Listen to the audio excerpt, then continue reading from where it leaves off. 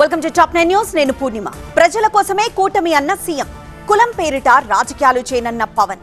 అమరావతిలో high tension. Top 9 Andhra Pradesh news చూద్దాం. ప్రజల కోసమే కూటమి ఏర్పడిందన్నారు సీఎం చంద్రబాబు. వైసీపీ హయాంలో వ్యవస్థలన్నీ నిర్వీర్యమయ్యా అని విమర్శించారు. ఎన్నికల్లో ఇచ్చిన హామీలను అమలు చేస్తున్నామని చంద్రబాబు చెప్పారు. స్త్రీ శక్తి ద్వారా మహిళలకు ఉచిత బస్సు ప్రయాణం కల్పిస్తున్నామన్నారు. యూరియా విషయంలో తప్పుడు ప్రచారం చేస్తున్నారని మండిపడ్డారు. కృష్ణానది నీళ్లు రాయలసీమకు తెచ్చిన ఘనత ఎన్టీఆర్దే అన్నారు సీఎం చంద్రబాబు. 1996లో వెలిగొండ ప్రాజెక్టుకు తానే ఫౌండేషన్ వేశానన్న సీఎం, ప్రాజెక్టుకు అయ్యే ఖర్చులో ఇప్పటికే 6,700 కోట్లు ఖర్చు చేశామని చెప్పారు.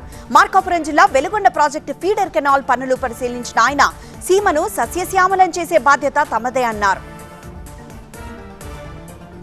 కుల రాజకీయాలు చేయబోనన్నారు జనసేన అధినేత డిప్యూటీ సీఎం పవన్ కళ్యాణ్. వైసీపీ అంటే ఒక సామాజిక వర్గానికి చెందిన గ్రూప్ కాదని, అదొక వర్గానికి చెందిన గ్రూప్ అన్నారు. వాళ్లు దేనినైనా వివాదం చేస్తారన్నారు. సాయి కృష్ణ ఓ కరుడుగట్టిన నేరస్తునని, అలాంటి వ్యక్తిని ఎలా వెనకేసుకొస్తారని ప్రశ్నించారు. మన కులం కాబట్టి నిందితుడిని వెనకేసుకురావడం సరికాదన్నారు. పవన్ కామెంట్స్ పై పేర్ని నాని ఆగ్రహం వ్యక్తం చేశారు.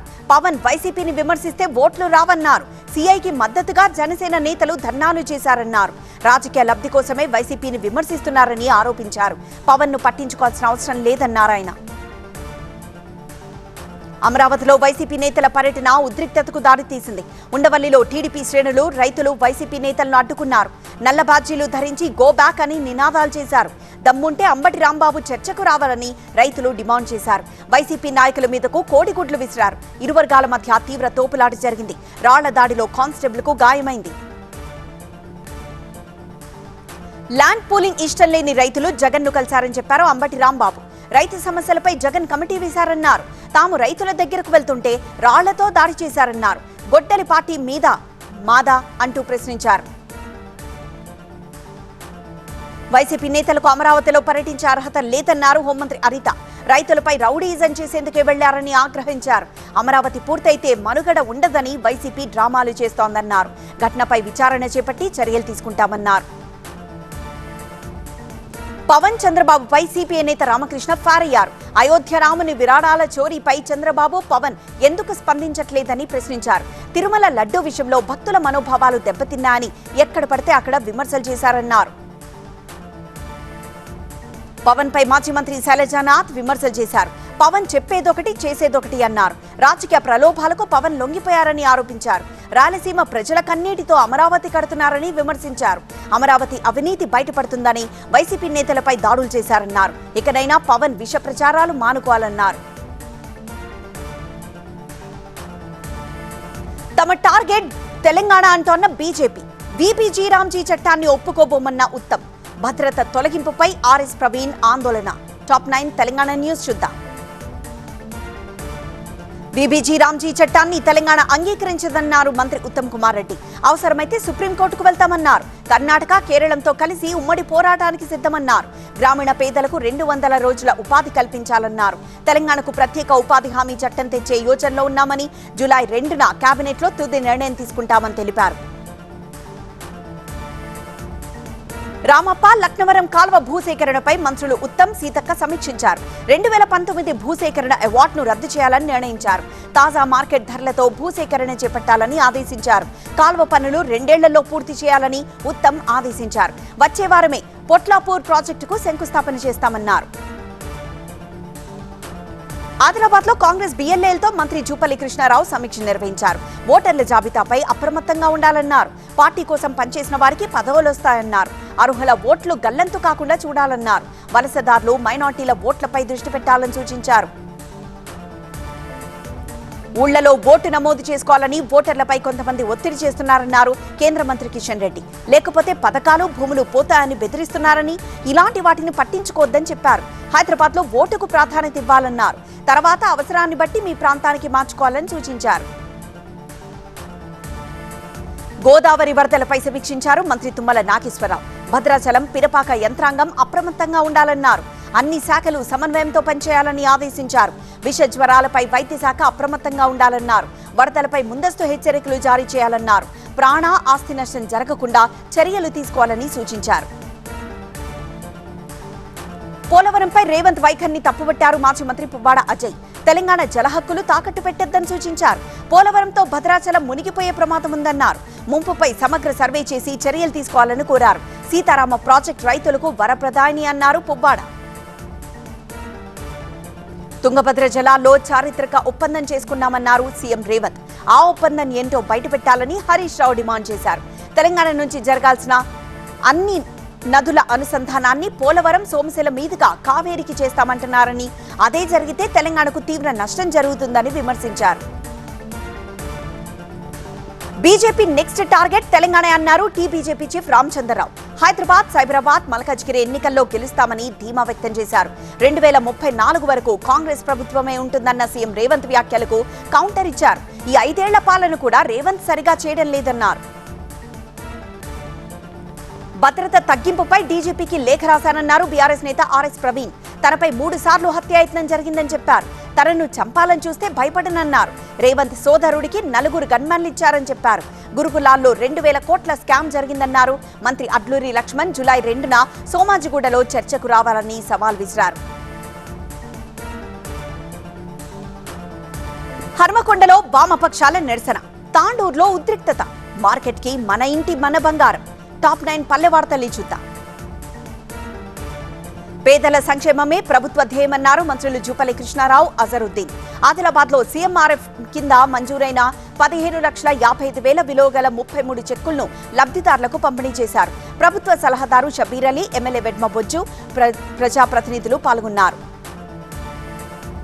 పేదల పూరిళ్లు కూల్చివేయడాన్ని నిరసిస్తూ హన్మకొండలో వామపక్షాలు చలో కలెక్టరేట్ ముట్టడికి పిలుపునిచ్చాయి. వేలాది మందితో భారీ ర్యాలీ నిర్వహించారు. పోలీసులు అడ్డుకోవడంతో ఉద్రిక్తత చోటు చేసుకుంది. ఎమ్మెల్యే కూనంనేని సాంబశివరావు, సిపిఐ నేత జాన్ వెస్లీ సహా పలువురు అగ్రనేతలను అరెస్ట్ చేశారు. తాండూరు మున్సిపల్ కార్యాలయం దగ్గర డబుల్ బెడ్రూమ్ ఇళ్ల లబ్ధిదారుల ఎంపిక ప్రక్రియ ఉద్రిక్తతకు దారితీసింది. కాంగ్రెస్ ప్రభుత్వం ఏకపక్షంగా లబ్ధిదారులను ఎంపిక చేస్తోందని ఆరోపిస్తూ బీఆర్ఎస్, బీజేపీ కౌన్సిలర్లు కార్యాలయాన్ని ముట్టడించారు. ఎమ్మెల్యే మనోహర్ రెడ్డిని అడ్డుకోవడంతో తోపులాట జరిగింది. పోలీస్ పహారా మధ్య లబ్ధిదారుల ఎంపిక ప్రక్రియ పూర్తి చేశారు. నందివాడ పీఏసీఎస్ లో 2.19 కోట్ల నిధుల దుర్వినియోగం కలకలం రేపింది. రుణాల సొమ్మును కార్యదర్శి హరీష్ ప్రసాద్ సొసైటీ ఖాతాలో జమ చేయకుండా స్వాహా చేసి అజ్ఞాతంలోకి వెళ్లిపోయాడు. ఈ వ్యవహారంపై ఎమ్మెల్యే వెనిగండ్ల రాము ఆగ్రహం వ్యక్తం చేశారు. ప్రతి రూపాయిని రికవర్ చేసి రైతులకు న్యాయం చేయాలని అధికారులను ఆదేశించారు. నిజామాబాద్ జిల్లా సత్యనారాయణపూర్ గ్రామంలో ఒకే కుటుంబానికి చెందిన 3 అదృశ్యమవడం కలకలం రేపింది.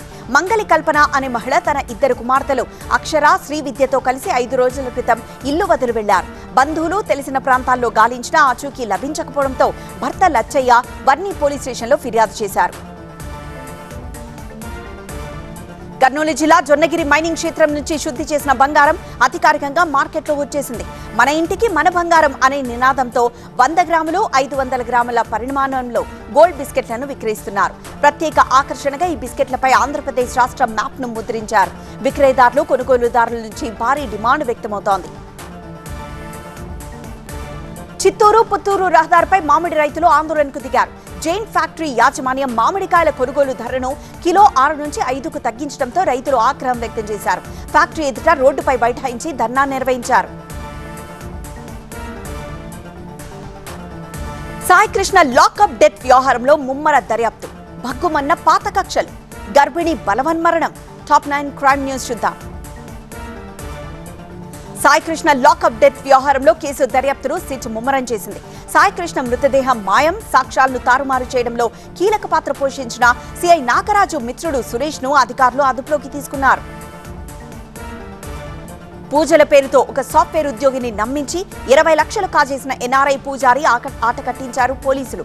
బాధితుడిని చేతబడి చేస్తానంటూ భయభ్రాంతులకు గురిచేసి అమెరికాకు పరారయ్యాడు లచ్చారావు. నిందితుడిపై పోలీసులు లుకౌట్ నోటీసులు జారీ చేశారు.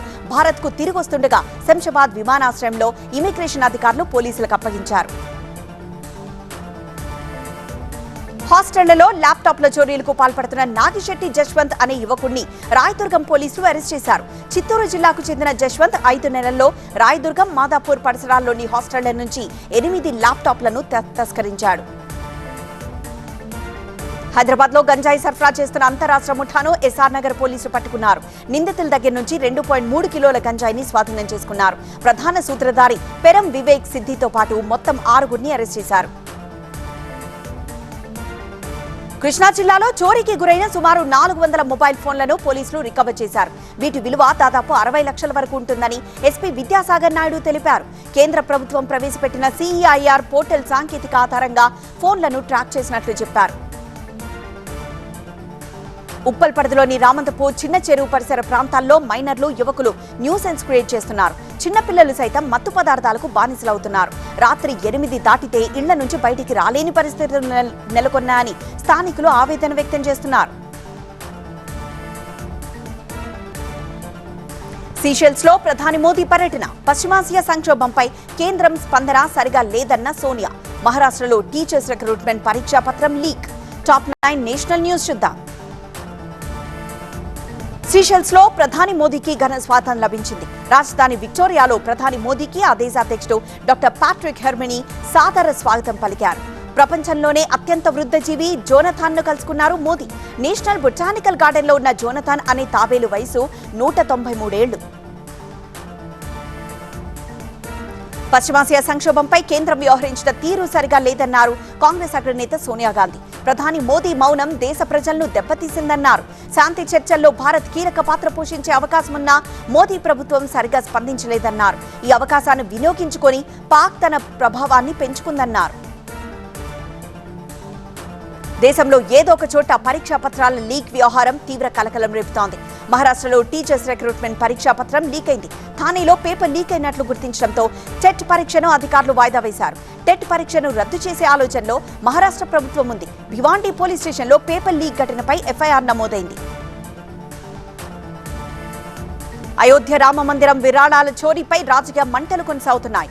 సిట్ దర్యాప్తు తీరుపై విపక్షాలు మండిపడుతున్నాయి. పెద్దవాళ్లను వదిలేసి చిన్న స్థాయి సిబ్బందిని అరెస్ట్ చేస్తున్నారని కాంగ్రెస్ ఆగ్రహం వ్యక్తం చేసింది. కేంద్రం వాస్తవాలను వెల్లడించడం లేదన్నారు కాంగ్రెస్ ఎంపీ ప్రియాంక గాంధీ. భక్తుల మనోభావాలను గాయపరిచారని ఆగ్రహం వ్యక్తం చేశారు. తమిళనాడులో డీఎంకే కూటమికి మరో ఎదురుదెబ్బ తగిలింది. కూటమి నుంచి డీఎండీకే బయటకొచ్చింది. తాము కూటమి నుంచి బయటకు వచ్చినట్లు వైగో ప్రకటించారు. 2 రోజుల క్రితమే తమిళనాడు సీఎం విజయ్తో సమావేశమయ్యారు వైగో. టీవీకే కూటమిలో వైగో కూడా చేరబోతున్నారు. తమిళనాడు ముఖ్యమంత్రి విజయ్ తాజా నిర్ణయం రాజకీయ దుమారం రేపుతోంది. కన్నడ సినీ పరిశ్రమకు చెందిన ప్రముఖ నిర్మాత వెంకట్ నారాయణన్ను తమిళనాడు రాష్ట్ర ఢిల్లీ ప్రతినిధిగా నియమించడంపై విపక్షాలు ఆగ్రహం వ్యక్తం చేస్తున్నాయి. ఈ నియామకాన్ని వెంటనే రద్దు చేయాలని డిమాండ్ చేస్తున్నారు. విదేశీ ప్రయాణికుల కోసం కొత్త మార్గదర్శకాలు. హైదరాబాద్ లో రెచ్చిపోతోన్న దొంగలు. తమిళ ఇండస్ట్రీలో మరో విషాదం. టాప్ 9 మెట్రో న్యూస్ చూద్దాం. ఎబోలా వైరస్ వ్యాప్తితో కేంద్ర ప్రభుత్వం అప్రమత్తమైంది. భారత్కొచ్చే అంతర్జాతీయ ప్రయాణికుల కోసం మార్గదర్శకాలను జారీ చేసింది. ఎయిర్ సువిధ 2.0 పోర్టల్ను అందుబాటులోకి తెచ్చింది. విదేశీ ప్రయాణికులందరూ ఆన్లైన్లో హెల్త్ సెల్ఫ్ డిక్లరేషన్ ఫామ్ను సమర్పించడం తప్పనిసరి. గత 21 రోజుల ప్రయాణ చరిత్ర, ఆరోగ్య లక్ష్యాలను నమోదు చేయాల్సి ఉంటుంది.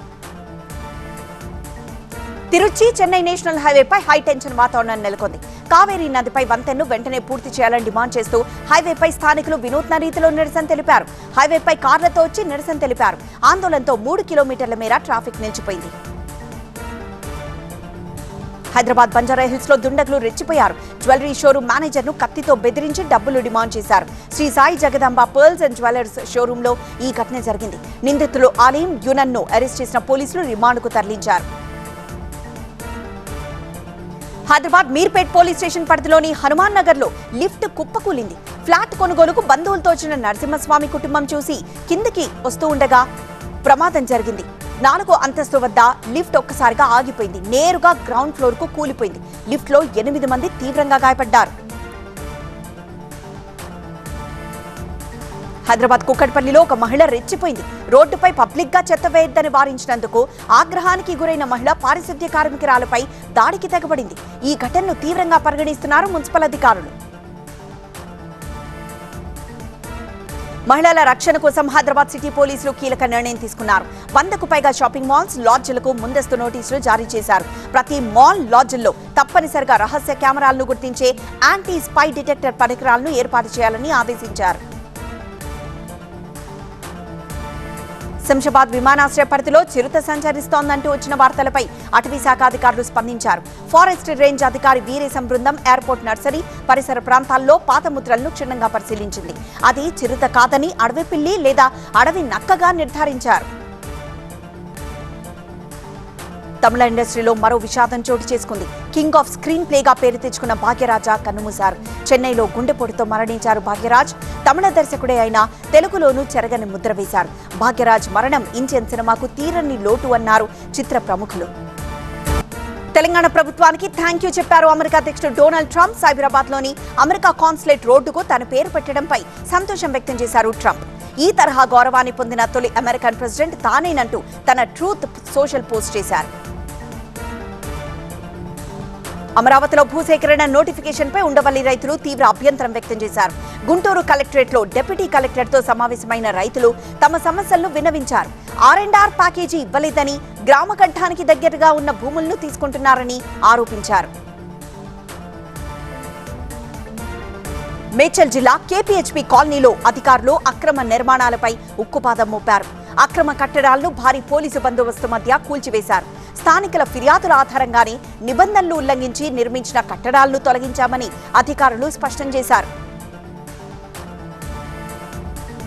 కామారెడ్డి జిల్లా సోమారం తండాలో గ్రామ పెద్దల అనాగరిక చర్య వెలుగులోకొచ్చింది. సభావత్ దరి, అతని అన్న కుమారులు రాజు, రవికి చెందిన 3 కుటుంబాలను గ్రామ పెద్దలు కుల బహిష్కరణ చేశారు. కుల దేవతల పండుగకు ఆ కుటుంబాలను రానివ్వకుండా వేధిస్తున్నట్లు బాధితులు ఆవేదన వ్యక్తం చేశారు. హైదరాబాద్ గచ్చిబౌలి షాగోస్ రెస్టారెంట్ లో ఫుడ్ సేఫ్టీ అధికారులు తనిఖీలు చేపట్టారు. అపరిశుభ్రత మధ్య వంట చేస్తున్నట్లు గుర్తించారు అధికారులు. ఈగల సంచారం, గ్రీజు, దుమ్ము, ధూళితో వంటగది నిండిపోయింది. లోపాలను సరిదిద్దాలని రెస్టారెంట్ యాజమాన్యానికి సూచించారు. కలియుగ వైకుంఠం తిరుమలలో భక్తుల రద్దీ కొనసాగుతోంది. ఆక్టోపస్ బిల్డింగ్ వరకు భక్తుల క్యూ లైన్లు నిండిపోయాయి. టోకెన్లు లేని భక్తులకు స్వామివారి దర్శనానికి దాదాపు 24 గంటల సమయం పడుతోంది.